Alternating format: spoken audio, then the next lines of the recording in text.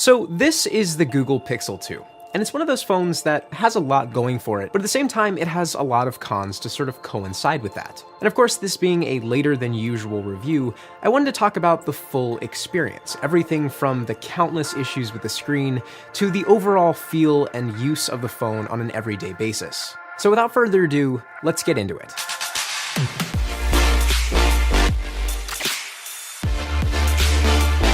So the first thing that I want to talk about is the design. And the design for this year's Pixel 2 is very similar to the Pixel 1. It's still very similar in its overall characteristic look.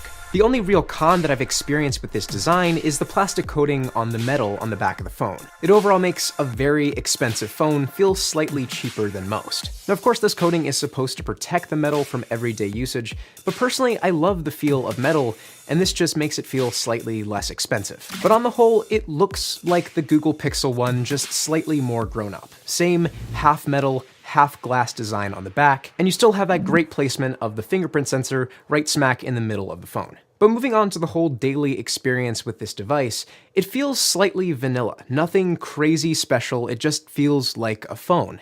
And that may be great for some, but personally it feels a little bit lackluster at times. And of course, this phone is running stock Android, or at least as close as you can get. And performance has been super snappy, super smooth, and the overall look of the Pixel launcher on this device is pretty clean.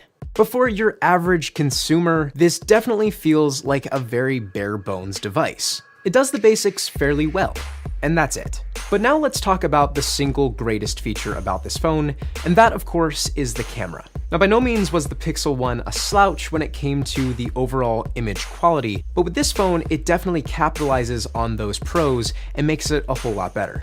Now, of course, you have great color, great contrast, and the overall image quality is very clear and sharp with wonderful dynamic range. But I think the coolest thing about this camera, or actually cameras, is the fact that you now have portrait mode with one lens. Now, this works for both the front-facing and rear-facing cameras, and it works really well. Now, this is definitely one of those things that makes you question companies that are using two cameras and a bunch of facial recognition features, when basically it's pulling off the same effect, if not better, with one camera purely using software. This is especially impressive with the front-facing camera, even though it tends to over-sharpen the overall image, which I wish you could turn down in post, but it isn't the end of the world. But on the whole, the experience with the cameras on the Pixel 2 are pretty incredible and honestly unparalleled.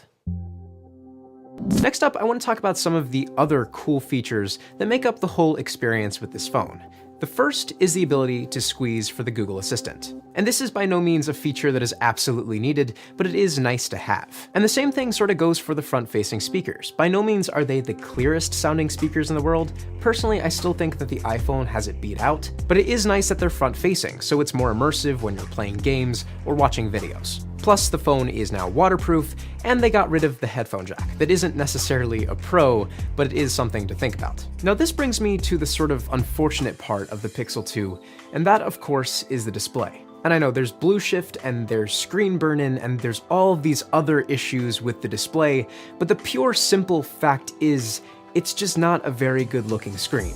Honestly, if you're watching videos or you're playing games or you're really doing anything with your device, you're gonna sort of be disappointed or let down even from the Pixel 1, which personally I thought had a really good screen going for it. I think the real letdown for me is the fact that the Pixel 2 standard uses Samsung screens, whereas the bigger, more expensive brother uses unproven technology from LG. And I get it, there's more than what meets the eye when it comes to the negotiations to build technology, but the fact is, this is in the hands of consumers, and it really shouldn't be. But at the end of the day, this is sort of what is the deal breaker for this phone, in my opinion.